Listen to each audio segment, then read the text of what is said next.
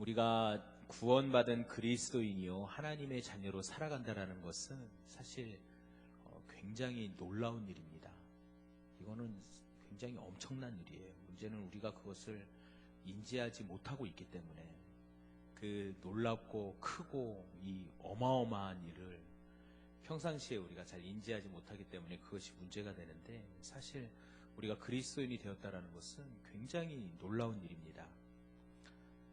우리가 그것에 대해서 잘 알지 못한다 할지라도 이것은 놀라운 거예요. 이것은 놀라운 사실입니다. 여러분은 예수 그리스도로 말미암아 구원받은 하나님의 자녀가 된 그리스도이심을 여러분 진정 믿고 계십니까? 여러분 그 믿음이 여러분에게 있으십니까? 이 시간 한번 옆에 계신 분들에게 한번 여쭤보세요. 얼굴 한번 보시고 눈빛을 보면서 한번 물어보세요. 구원받은 그리스도인이십니까? 한번 물어보세요.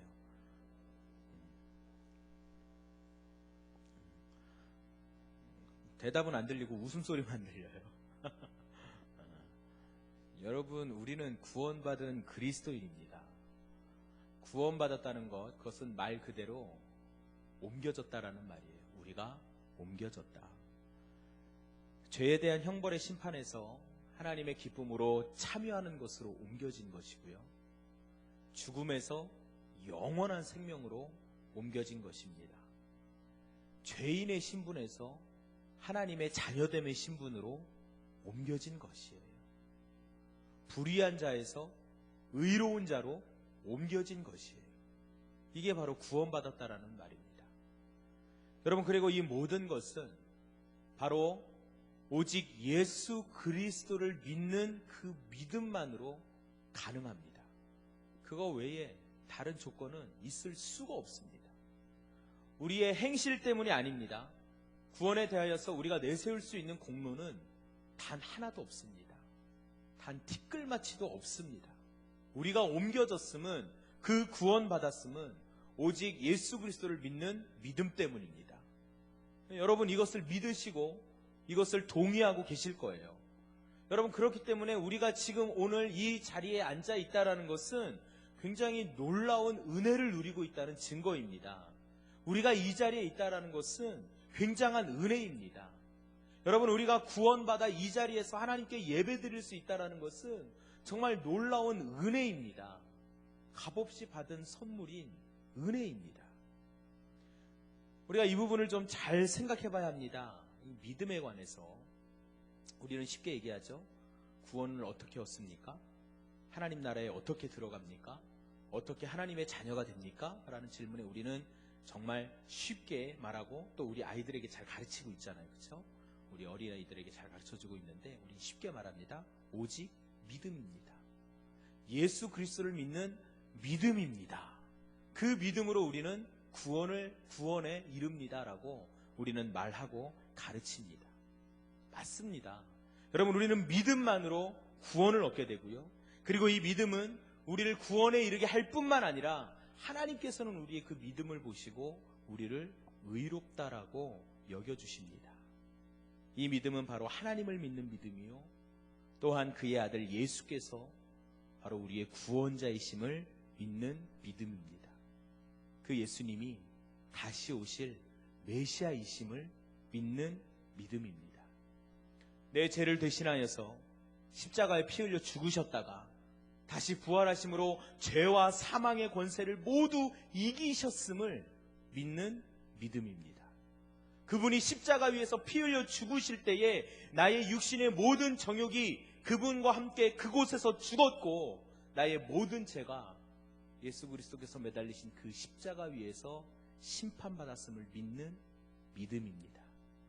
그리고 주님께서 다시 살아나셨듯이 나의 옛사람이 죽고 날마다 새로운 피조물로 내가 빚어짐을 믿는 믿음입니다. 여러분, 이 믿음은 단순히 예수님께서 당신을 위해 죽으셨습니다, 네 라고 고개를 끄덕거리는 동의에서 그치지 않습니다. 여러분, 이 믿음은 그냥 고개를 끄덕거리면서 이해됩니다, 그런 것 같습니다 라고 이렇게 지적으로 동의하고 고개를 끄덕거리는 것에 그치지 않습니다. 여러분, 참 믿음은 우리를 구원에 이르게 하는 예수 그리스도를 믿는 믿음은 지적으로 동의하는 데서 그치는 것이 아니라 그리스도의 십자가와 부활이 바로 나의 사건이 되는 것입니다. 그것이 바로 내게 일어난 일이고 그것이 바로 내게 일어난 사건임을 알고 체험하는 것입니다. 그 믿음이 바로 우리를 구원에 이르게 합니다. 동의하십니까? 네, 동의합니다. 이게 믿음이 아니에요. 참 믿음은 우리의 지적인 영역과 우리의 정적인 영역과 우리의 의지적인 영역, 우리의 모든 것들이 다 그리스도와 연합됨을 말합니다. 여러분, 그것이 믿음이에요. 예수님을 구주로 영접한다는 것, 그것은 예수라는 이름을 지닌, 예수라는 이름을 가진 한 사람이 살아온 일들에 대해서 그냥 인정하는 것이 아닙니다. 예수님을 그냥 내 삶의 울타리 안에 받아들이는 것이 아닙니다. 예수님의 피 흘리심이 바로 나의 사건이 되는 것이 참 믿음입니다. 그분의 부활하심이 내게 일어난 사건이요, 그 일이 바로 나의 이름을 깨닫는 것이, 경험되어지는 것이 참 믿음입니다. 여러분, 어쩌면 지금 저 이진용 목사는 왜 저렇게 믿음이라는 것에 대해서 자꾸 이야기를 할까? 왜 저 믿음이라는 것에 대해서 어렵게 이야기를 할까? 우린 누구나 다 알고 있는데, 이 자리에 있는 사람들 다 아니까 이 자리에 있는 것 아니에요? 그렇죠? 여기 앉아있는 사람은 다 알고 있는데 왜 그럼에도 불구하고 저렇게 믿음에 대해서 말을 할까라고 생각하시는 분들도 계실 거예요. 그냥 예수님을 인정하고 받아들이면 그것이 믿음이 아닌가라고 여기시는 분들이 혹 계실지도 모르겠습니다. 그런데 여러분, 오늘 제가 여러분들에게 전하는 이 말씀에 귀를 기울여 주시길 바랍니다. 제가 이 부족한 사람이 그동안 여러분들에게 계속 하나님의 말씀을 전하면서 강조한 부분이 있는데요, 그 무엇이냐면 바로 삶의 모습입니다. 구체적으로 말씀드리자면 그리스도인의 삶의 모습입니다. 어떠한 종교적인 행위가 아니라 주님을 닮은 그러한 삶의 모습을 드러내는 그리스도인에 대해서 저는 그렇게 여러분들에게 강조했고 여전히 말씀을 전하고 있습니다. 여러분, 기억하실지 모르겠지만 제가 지난 작년부터 로마서를 쭉 강의를 했잖아요. 로마서 강의가 언제 끝났냐면 2월 20일인가 그때 끝났어요. 그때 로마서 강의가 끝나고 그 이후로 이제 계속 한 가지 주제 설교를 여러분들에게 하고 있는데, 혹시 주보를 모으셨다거나 뭐 클럽에 이렇게 가면은 또 매주 성경 본문 또 주보란에 있어요. 한번 보시면 저희 이진용 목사가 무엇에 대해서 그렇게 계속 말했나 몇 달간 한번 보세요. 뭐냐면 거의가 다 그리스도인의 삶의 모습과 연관된 말씀이에요. 절기는 빼고요. 절기는 절기에 맞춰서 또 필요한 말씀을 전했으니까 절기 말고 거의 대부분이 그리스도인의 삶의 모습에 관한 말씀이었습니다. 그래서 제가 여러분들에게 강조하면서 말씀드린 것이 무엇이냐면 하나님께 붙들려야 한다. 하나님께 붙들린 삶을 살아야 한다. 하나님께 붙들리고 성령 충만한 삶을 살아야 한다. 오늘 말씀도 결국은 이제 성령의 충만함을 입은 자로서의 삶인데, 성령 충만하게 살아야 된다. 그래서 내가 아니라 성령님께서 살아계셔서 은사로서 하나님의 선물인 은사, 하나님의 능력이 나타나는 은사를 가지고 내 성품이 아닌 신의 성품에 참여해서 성결한 삶의 모습을 가지고 살아야 한다. 이것을 제가 그토록 계속 강조했어요. 나중에 한번 보세요. 정말이에요. 그래서 우리는 성결한 삶을 살아야 한다.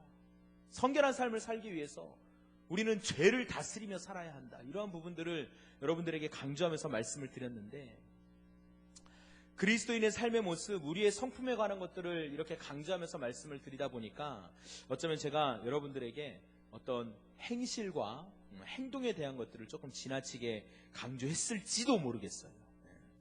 왜냐하면 이제 성결한 삶을 살기 위해서 우리가 경건의 훈련들을 해야 한다라고 이렇게 말한 부분도 있고, 그러니까 실제적으로 우리가 성결을 이루거나 정말로 성결한 삶을 살거나 죄를 다스리는 것은 여러분 우리의 힘과 공로로 되는 일이 아닙니다. 그렇죠? 도저히 우리 스스로의 힘으로 할 수 있는 일들이 아니에요. 그러나 그럼에도 불구하고 여러분들이 혹시 그렇게 들으셨을 수도 있겠다라는 생각이 들기도 합니다.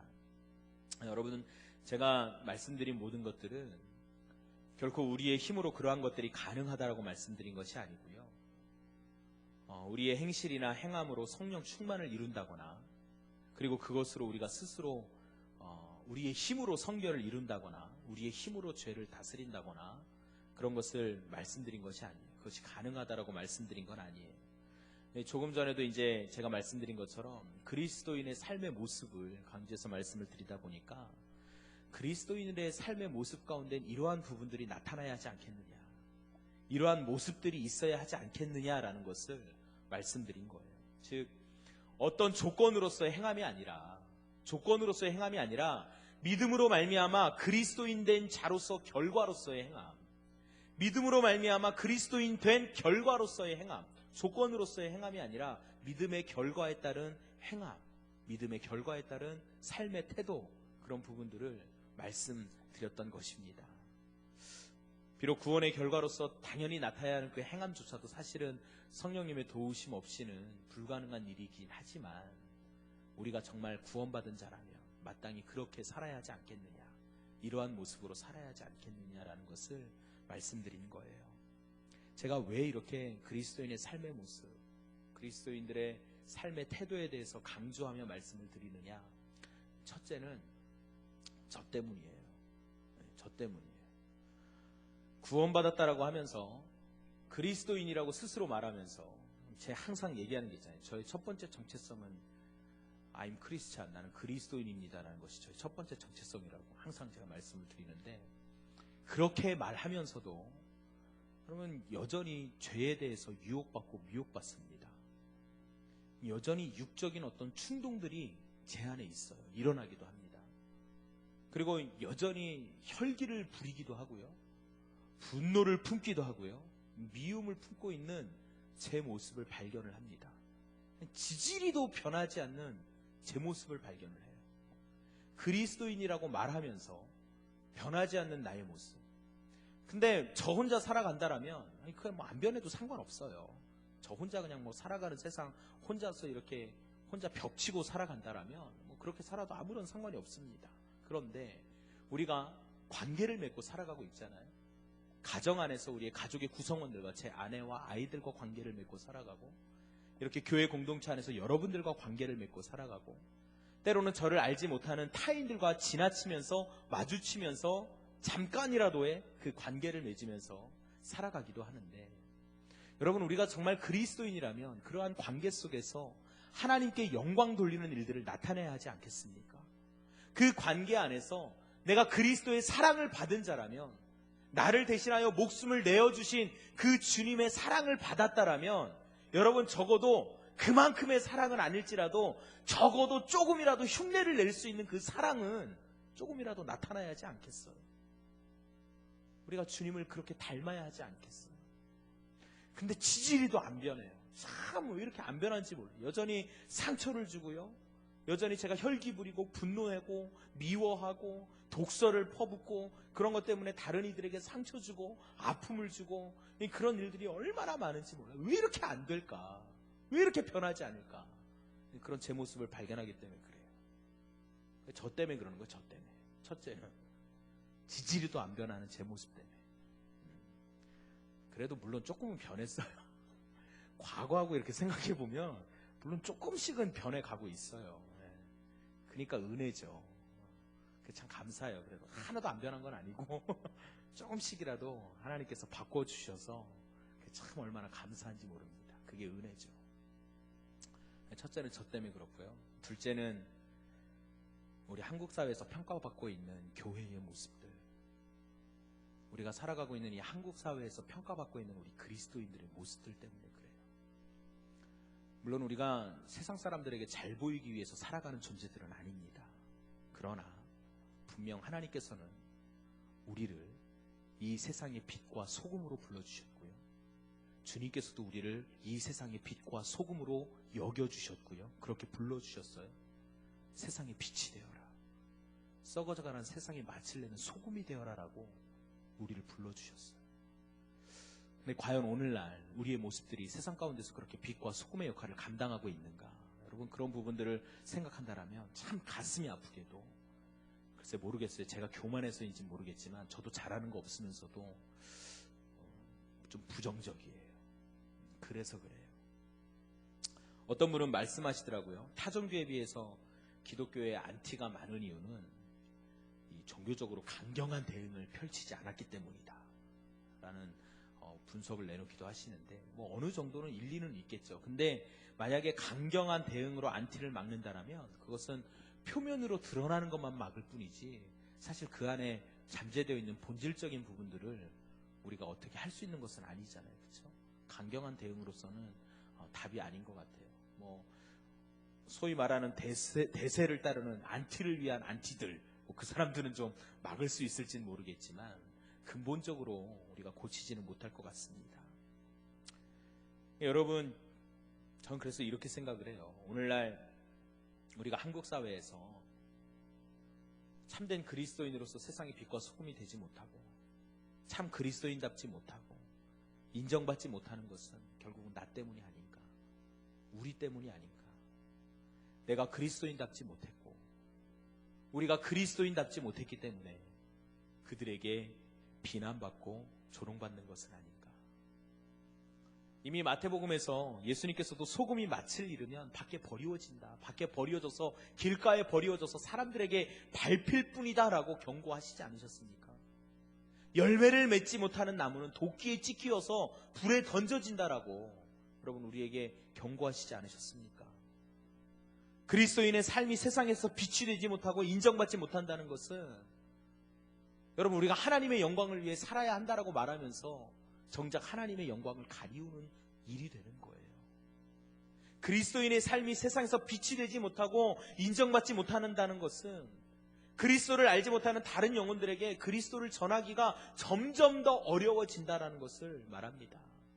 그럼 그것을 과연 하나님께서 기뻐하실까요? 그것을 과연 좋아하실까요?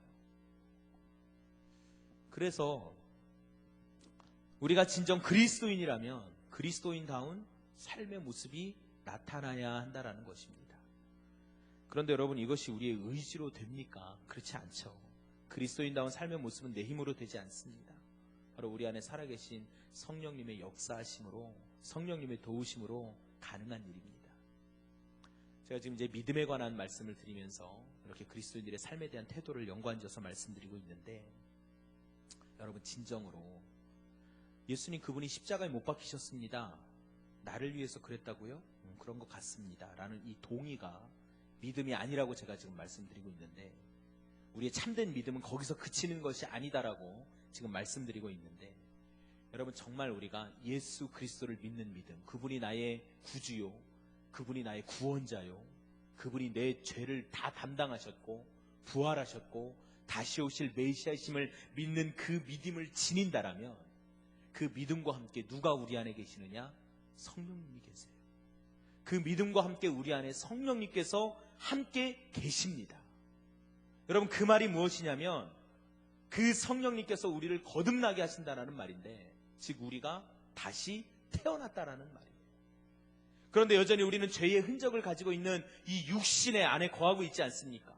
육신에 남아있는 이 죄의 흔적, 그 옛 습성들 때문에 우리는 그리스도인이면서도 여전히 하나님의 자녀이면서도 여전히 하나님을 따르지 못하고 육신의 욕심을 따라 행할 때가 너무나도 많이 있지 않습니까? 여전히 분노하고 질투하고 미워하고 욕심부리고 음욕을 품는 그런 육신의 모습을 따를 때가 있지 않습니까? 여러분, 그러나 우리 안에 정말 성령님이 계신다라면 우리가 그렇게 살아가는 것을 내버려 두지 않는다라는 거예요. 그대로 두시지 않는다라는 거예요. 결국 성령 하나님이 우리 안에 거하신다라는 것은 우리로 하여금 하나님의 자녀로서 합당한 삶을 살고자 하는 그 거룩한 열망을 품게 하신다라는 거예요. 그 하나님의 뜻이 우리 안에 자라나게 한다라는 말입니다. 여러분, 육신의 욕심대로 살아가는 내 모습 그냥 그대로 내버려 두시겠습니까? 내 정욕대로 살고자 하는 그 모습들 그냥 내버려 두시겠습니까? 그럼 그러지 않습니다. 그러면 안 됩니다. 우리는 내버려 둘 수 없습니다. 오늘날 믿음과 신앙생활에 대해서 삶의 모습에는 관심을 두지 않은 채 하나님과의 교감, 어떤 하나님과의 친밀감, 그런 어떤 영적인 교류, 그런 것들로만 이해하는 모습을 간혹 보긴 하는데, 그럴 때마다 참 안타까움을 느낍니다. 오해하지는 마세요. 하나님의 뜻을 깨닫고 이해하고, 그리고 하나님과 그런 친밀한 관계를 갖는 것은 굉장히 중요합니다. 여러분, 저는 그것이 틀렸다, 그리고 그것은 아니다라고 무시하는 것이 아니라 거기서 그치면 안 된다라는 거예요. 진정으로 하나님의 뜻을 깨닫고 하나님과의 친밀감을 경험한다라면 그에 대한 결과가 나타나야 돼요. 여러분, 내 삶의 모습을 보면서 죄에 대한 민감성을 가지고, 때로는 오호라 나는 공고한 자로다, 이 사망의 몸에서 누가 나를 건져내랴 라는 그 사도 바울의 그 외침, 그 울부짖음이 우리에게서 드러나야 하고요. 죄인 중에 내가 괴수로다라는 사도 바울의 그 처절한 그 부르짖음이 우리에게 고백되어져야 한다는 말입니다. 여러분, 사도 바울이 하나님과의 친밀감이 없어서, 그리고 그가 성령 충만하지 못해서 내가 죄인 중에 괴수다라고 말하고, 그가 영적인 사람이 아니라서 내가 공고한 사람이다, 이 사망의 몸에서 누가 나를 건져내랴라고 울부짖었겠습니까? 그럼 그렇지 않습니다. 사도 바울이 그렇게 고백하고 그렇게 울부짖을 수 있었던 이유는 바로 그가 하나님과 친밀한 사람이었기 때문입니다. 그가 정말 영적인 사람이었기 때문입니다. 그리고 정말로 은혜를 안 사람이었고 참 믿음의 사람이었기 때문입니다. 그 안에 하나님께서 주시는 거룩한 열망이 심겨졌기 때문에 그대로 살아가지 못하는, 때때로 육신의 연약함으로 나약함으로 그대로 살아가지 못하는 것을 보고 안타까워서 울부짖는 그 울부짖음입니다. 여러분, 저는 우리의 삶 가운데 그런 좀 울부짖음이 있기를 간절히 바랍니다. 사랑하는 청년 여러분, 저는 우리 모두가 참 그리스도인다운 삶을 살기를 바랍니다. 이 시대에 참된 그리스도인으로서, 그리스도의 제자로서 하나님의 영광을 위해 살아가는 그런 사람들이 되길 바랍니다.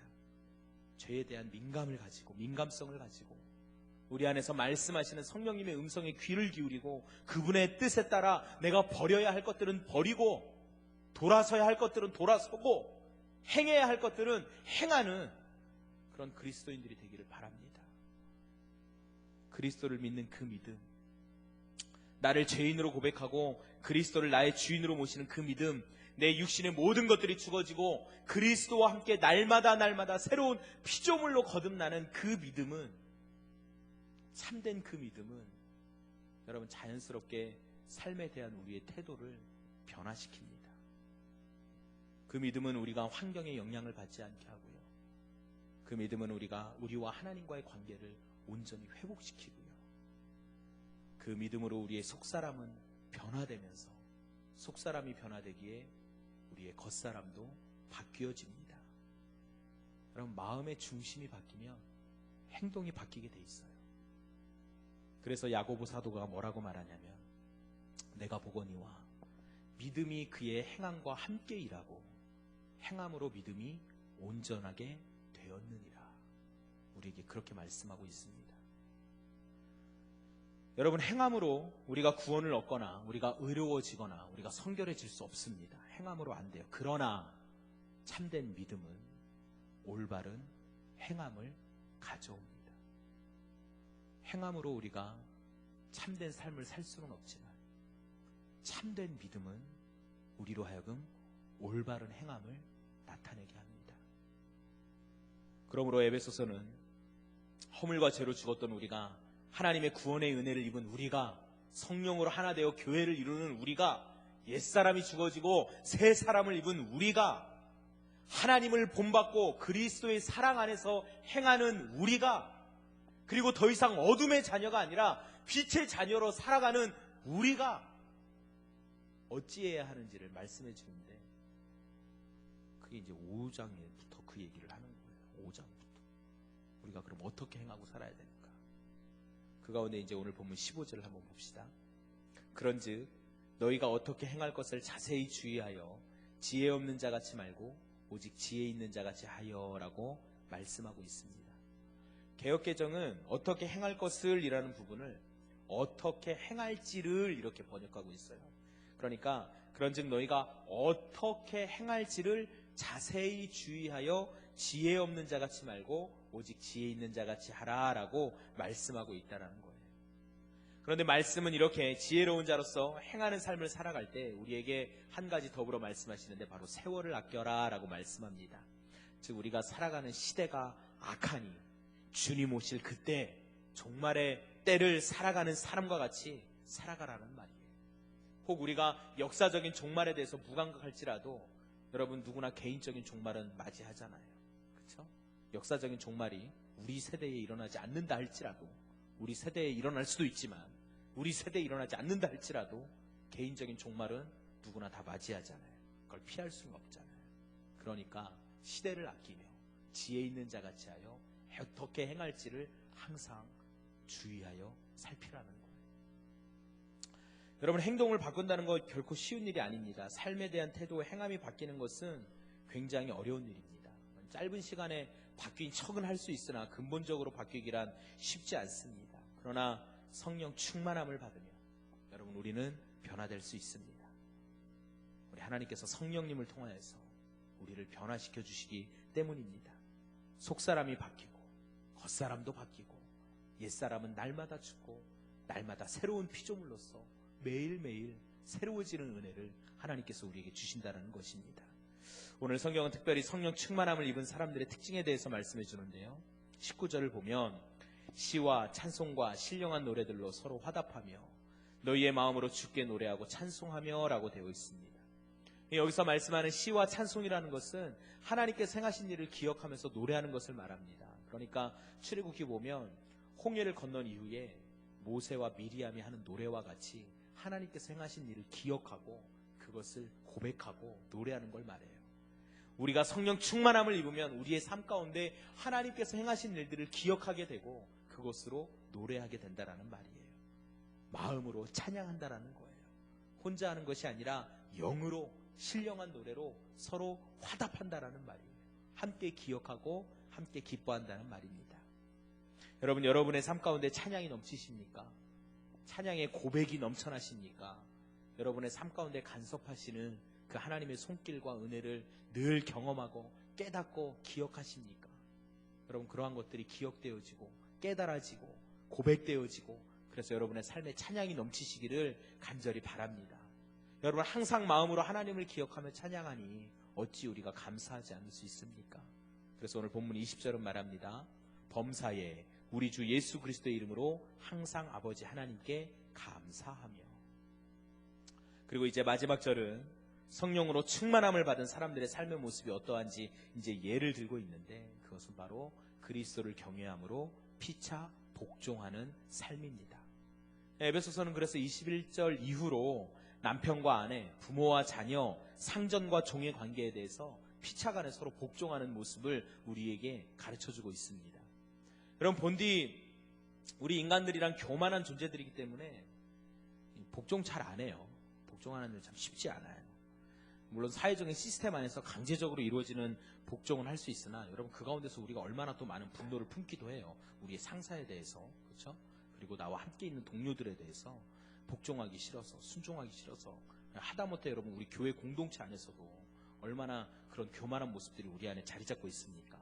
정말로 우리가 그리스도를 경외하는 마음으로 복종하는 일은 쉽지 않아요. 사랑과 섬김으로 진심으로 그렇게 드러나는 복종, 순종을 우리가 행한다는 것은 쉽지 않습니다. 그러나 성령의 충만함을 입으면 그것이 가능해진다는 거예요. 성령께서 우리를 다스려 주시면 그것이 가능해진다는 거예요. 그리스도께서 우리를 완전히 다스려 주신다면 우리의 속사람이 변하기 때문에 가능해진다는 거예요. 시와 찬미와 찬양과 감사가 넘쳐나고 우리의 삶 가운데 나와 마주치는 모든 자들에게 그리스도를 경외함으로 서로 간에 복종할 수 있게 된다는 말이에요. 여러분, 오늘 제가 설교 제목을 내가 아닌 삶이라고 붙여봤습니다. 내가 아닌 삶. 내가 살아가기는 살아가는데 내 힘으로 살아가는 것이 아니라 성령으로 충만케 되는 삶, 내 안에 계신 그리스도께서 살아가시는 그런 삶이 되길 바라는 마음으로 오늘 제목을 내가 아닌 삶, 이렇게 제목을 한번 붙여봤습니다. 여러분, 우리 모두가 성령 충만함의 삶을 살기를 간절히 바랍니다. 참된 그리스도인으로서 주님께서 정말 나를 날마다 변화시켜 주시는 그 은혜를 경험하면서 여러분 그렇게 살아가시기를 간절히 바랍니다. 여러분, 이 시대의 희망은 그리스도인들이어야 돼요. 그리고 그 희망 가운데 저와 여러분이 있어야 돼요. 하나님께서 그 일을 위해서 우리를 부르셨습니다. 그 일을 위해서 우리를 택하셨고요. 그것을 위해서 우리에게 은혜 주시고 능력 주십니다. 저와 여러분을 통해서 우리가 속해 있는 가정이 바뀌어야 되고요. 저와 여러분을 통해서 우리가 속해 있는 그 집단들이 바뀌어야 돼요. 그곳에 하나님의 영광이 드러나야 되고요. 그리스도의 사랑의 섬김들이 나타나야 합니다. 그 영혼들이 주님 앞으로 돌아올 수 있도록 우리가 그 문들을 열어야 합니다. 여러분, 우리의 연약한 육신으로 내 모습으로는 불가능하잖아요. 그러나 성령님께서 우리와 함께 하시면 모든 것이 가능케 될 줄로 믿습니다.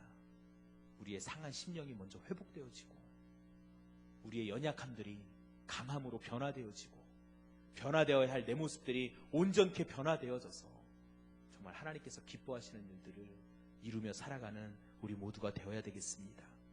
여러분, 우리가 참 그리스도인으로서 하나님의 자녀로서 변화된 삶을 살아가야 하지 않겠습니까? 성령의 충만함을 구합시다. 여러분, 우리의 삶을 변화시켜 주시기를 기대하며 기도합시다. 그래서 이 시대에 참된 빛과 소금으로서 살아가는, 그래서 하나님께 큰 영광 돌리는 저와 여러분이 되기를 간절히 바랍니다. 우리를 통해 가정이 변화되고 우리 교회가 회복되어지고 이 사회가 변화되어지고 많은 영혼들이 주님 앞으로 돌아오게 되는 그 놀라운 일들이 이루어지기를 바라고 기대하고 그걸 위해서 기도합니다. 우리 함께 기도했으면 좋겠습니다. 주님, 내가 성령 충만한 삶을 살게 하옵소서. 이 세상의 것들을 따르는 것이 아니라 주님을 따름으로 내 안에서 나를 만져주시는 아버지 하나님께 완전히 안기어서 그 주님 뜻대로 내가 살아가길 바랍니다. 내 생각이 바뀌어지고 내 마음의 중심이 변화되고 나의 상한 감정들이 치유되어지고 나의 모든 삶의 행실들이 바뀌어지고, 그래서 우리를 통하여서 가정이 변화되고 우리 교회 공동체가 변하고 내가 속해 있는 곳이 바뀌어지고 나와 마주치는 자들이 나로 말미암아 그리스도의 사랑을 깨닫고 하나님 앞에 그렇게 쓰임받길 바랍니다. 하나님, 성령 충만함을 우리에게 허락하여 주옵소서. 나를 변화시켜 주시옵소서. 우리 이 시간 하나님 앞에 기도합시다.